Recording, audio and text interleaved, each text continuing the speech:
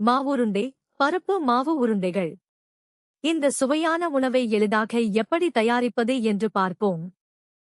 மாவுருண்டை என்பது வறுத்த பாசிப்பருப்பு மாவு, வெல்லம் மற்றும் நெய் கொண்டு செய்யப்படும் ஒரு பாரம்பரிய தென்னிந்திய இனிப்பு.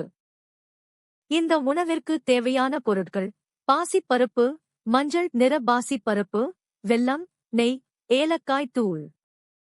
படி 1.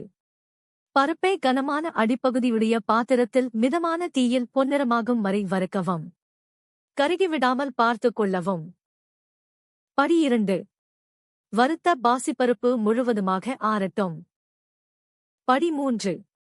ஆறிய பாசிப்பருப்பை மிக்சியிலோ அல்லது உணவு பதப்படுத்தும் கருவியிலோ வைத்து நன்றாக பொடித்துக் கொள்ளவும். அந்த மாவை சலித்து அதில் உள்ள பெரிய துகள்களை நீக்கவும். படி 4. ஒரு பெரிய கிண்ணத்தில் சலித்த பாசிப்பருப்பு மாவு, துருவிய வெல்லம் மற்றும் ஏலக்காய் பொடி ஆகியவற்றை சேர்க்கவும். நன்கு கலக்கவும்.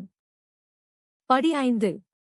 கலவையை கைகளால் பிசைந்து கொண்டே சிறிது சிறிதாக உருக்கிய நெய்யை மாவு கலவையுடன் சேர்க்கவும்.